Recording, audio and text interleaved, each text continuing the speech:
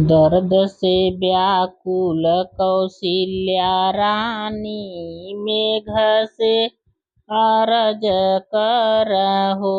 मेघ जिनी बरस अवध के धमवा की, राम जी जन्म लिहले हो। मेघ जिनी बरस अवध के धमवा की, राम जी जन्म लिहले हो।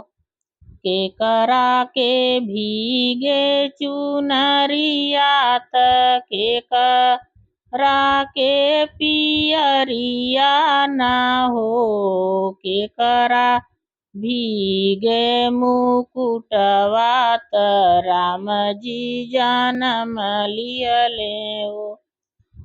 केकरा के भीगेला मुकुटवात, राम जी जन्म लिहले हो। कैकेयी के भीजेला चुनरियात, कौशल्या का पियरिया न हो। दशरथ का भीजेला मुकुटवात, राम जी जन्म लिहले हो। दशरथ का भीजेला मुकुटवात, राम जी जन्म लिहले हो।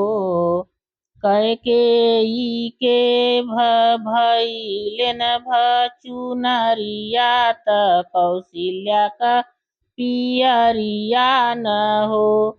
दशरथ का भीजेला मुकुटवात, राम जी जन्म लिहले हो। भिजत में राजा जे भीगलेन, धगरिन बोलावलेनि हो। धगरिन चलिय चला हमरे आंगनवा की, राम जी जन्म लिहलेनि हो। धगरिन चली चला हमारे आंगनवा त, राम जी जन्म लिहलेनि हो। धगरिन आइलिन महलिया आंगनवा में ठाड़ भइलिनि हो। धगरिन मांगलिन सोने का हसुलिया की, राम के जन्म लिहलेनि हो। धगरिन मांग लगलिन सोने का हसुलिया की, राम जी जन्म लिहलेनि हो। बहरे से राजा जे आइलेन आंगनवा में ठाड़ भइलेनि हो। धगरिन देवय अयोध्या लुटाई, धगरिन देवय अयोध्या लुटाई।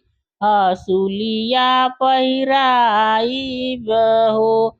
धगरिन आंगने में धगरिन आंगने में सोहर सुनाइब की, राम जी जन्म लिहलेनि हो। धगरिन आंगने में सोहर सुनाइब की, राम जी जन्म लिहलेनि हो।